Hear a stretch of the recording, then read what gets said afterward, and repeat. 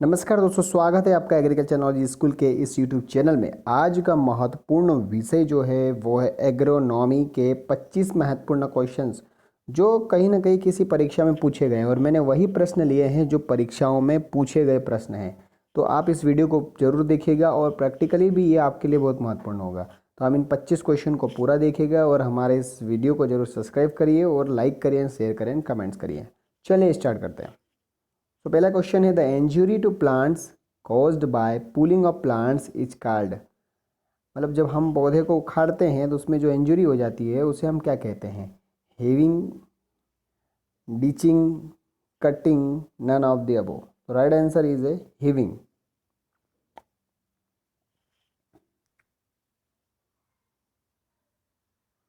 Second question है national research centre for agro forestry situated at. Number A is Lucknow, number B is Jhansi, number C is Kanpur, number D is Gorakhpur. तो ये जो ये उपस्थित है ये है हमारा झांसी में, झांसी उत्तर प्रदेश में है national research centre for agro forestry. तो नेक्स्ट क्वेश्चन है dapog method of rice nursery raising is introduced in India from. तो पहली बात तो ये कि राइस में जो नर्सरी डेपोंग मेथड से अपनाई जाती है, जो 12 से 14 दिन में इसमें नर्सरी तैयार हो जाती है। तो कहाँ से ये आई है? तो ये जो आई है भैया फिलीपींस से आई है। कहाँ से आई है? फिलीपींस से। तो नेक्स्ट क्वेश्चन है nursery area required to provide seedling of rice from 1 hectare of field is. अगर आप राइस को 1 हेक्टेयर में लगाने चाहते हो तो कितनी नर्सरी लगेगी? तो 0.05 हेक्टेयर, 0.01 हेक्टेयर, 0.15 हेक्टेयर, 0.20 हेक्टेयर। तो देखिए हमेशा ध्यान रखिए ये है 0.10 हेक्टेयर इसका सही आंसर होगा। नेक्स्ट क्वेश्चन है the brix value of sugar cane juice refers to. जब जूस होता है तैयार तो हम उसमें लेते हैं ब्रिक्स वैल्यू। तो ये क्या दर्शाती है? Content of total solids, content of total sugars, content of sucrose, content of impurities. तो ध्यान रखिएगा ब्रिक्स वैल्यू जो हम TSS लेते हैं उससे, तो कंटेंट ऑफ टोटल सॉलिड्स या TSS टोटल सॉल्युबल सॉलिड्स लेते हैं। Besides oil, soybean also contains protein amounting to about percentage. तो प्रोटीन कितना होता है सोयाबीन में? सोयाबीन में ऑयल तो होता ही है 20%, लेकिन प्रोटीन कितना होता है? तो 20, 30, 40, 50%। तो राइट आंसर इसका 40%। नेक्स्ट क्वेश्चन है fluchloralin is usually apply to control weeds in legumes. Fluchloralin एक वेरिसाइड है, तो इसका उपयोग कब करना चाहिए? Pre emergence, post emergence, pre plant incorporation. तो ध्यान रखिएगा फ्लुक्लोरिन हमेशा प्री प्लांट इनकॉर्पोरेशन देते हैं, मतलब फसलों की बुआई के पहले हम फ्लुक्लोरिन का यूज़ करते हैं खेत में। नेक्स्ट क्वेश्चन है on slopy land the best cropping system to be followed is. जहाँ पर स्लोपी लैंड है, जहाँ पर ज़रा ज़्यादा जो ऊंचा है, ढालू ज़मीन है, वहाँ पर हम कौन सी फसल लेंगे? तो कवर क्रॉपिंग लेंगे, केच क्रॉपिंग लेंगे, स्ट्रिप क्रॉपिंग लेंगे, तो मल्टीपल क्रॉपिंग लेंगे। तो कौन से लेंगे भैया? Strip cropping. पट्टेदार खेतियाँ करते हैं ढाल की विपरीत दिशा में। नंबर 9 है farmer has provision of 1 irrigation for wheat crop at what stage he should irrigate the crop. Flowering stage पे, टिलरिंग स्टेज पे, क्राउन रूट इनिशिएशन पे, मिल्क स्टेज पे। तो पता है आपको गेहूं में बहुत ही फेमस क्वेश्चन है ये। CRI मेथड जो 20-21 दिन की होती है, CRI पर पानी देते हैं अगर आप एक इरीगेशन है तो। और दूसरा है नंबर 10 क्वेश्चन है which of the following is a macaroni wheat. Macaroni wheat किसे कहते हैं? ट्रटिकम एस्टिवम को, ट्रटिकम ड्यूरियम को, ट्रटिकम डाइकोकम को, ट्रटिकम वल्गेर को। और मैकरोनी वीट जो हम कहते हैं ट्रटिकम ड्यूरम को कहते हैं, और ट्रटिकम एस्टिवम को ब्रेड विथ करते हैं। नेक्स्ट क्वेश्चन है delinting of cotton seed may be done with.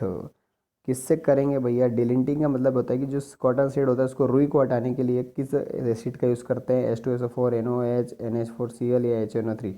Right answer है H2SO4। Next question the inflorescence of sugar cane is called as an spike tassel panicle arrow. तो sugar cane में जो इस inflorescence होता है उसे हम एरो कहते हैं। क्या कहते हैं? एरो। और फिर इसका आना एरोइंग कहलाता है। So a short duration crop in between two main crops is called. क्या कहेंगे? मतलब एक ही दो फसलों के बीच में एक छोटी फसल लेते हैं, जैसे मूंग की फसल ले लेते हैं, या रबी की खरीफ के बीच में मूंग की फसल ले लेते हैं, उसे क्या कहते हैं? Cage crop, companion crop, cage crop, inter crop. Right answer जो है वो केज क्रॉप बोलेंगे। क्या बोलेंगे? Cage crop. या फसल की बुआई के बाद मेन फसल खराब हो जाती है तो उसकी भरपाई के लिए जो फसल लेते हैं उसे हम केज क्रॉप कहते हैं। नेक्स्ट क्वेश्चन है glyphosate is a herbicide. Glyphosate आपको पता है नॉन सेलेक्टिव हार्बिसाइड है, लेकिन कौन सा? Non selective contact, selective contact, non selective translocative, selective translocative. इसका जो आंसर होगा भैया, जो ग्लाइफोसेट है वह नॉन सेलेक्टिव ट्रांसलोकेटिव हार्बिसाइड है। इसको क्वेश्चन नंबर 15 है जो हमने पहले पढ़ा था, sugar cane crop is ready for harvest when brix value reaches. मतलब शुगर केन हार्वेस्ट कब रेडी होता है? जब उसमें ब्रिक्स वैल्यू हो 15, 16, 18, 21। ध्यान रखिएगा ऑप्शन जो है वो 16 बोलते हैं, 18 से 21 होना चाहिए, लेकिन राइट जो आंसर है वो 18 है। 18 एक एग्जैक्ट वैल्यू है, अगर शुगर केन क्रॉप पकी हुई है तो वहाँ पर 18 उसका राइट आंसर होगा। नेक्स्ट क्वेश्चन है which of the following crop is most tolerant to salts. Salts के प्रति टॉलरेंट कौन सी फसल है? तो केस्टर है, सीसेमम है, सेफ्लावर है, शुगर केन। तो ध्यान रखिएगा इसका जो राइट आंसर है वो केस्टर है। केस्टर जो है वो सॉल्ट के प्रति टॉलरेंट फसल है। क्वेश्चन नंबर 17 बहुत महत्वपूर्ण है, किसी परीक्षा में पूछा गया क्वेश्चन है। Taramira, taramira is a an pulse crop, oilseed crop, green manure crop and cereal crop. तो तारामीरा एक ऑयलसीड क्रॉप है। कौन सी क्रॉप है? ऑयलसीड क्रॉप है। मस्टर्ड ग्रुप की ये फैमिली है, तो मस्टर्ड ग्रुप की एक क्रॉप है, ऑयलसीड क्रॉप है तारामीरा।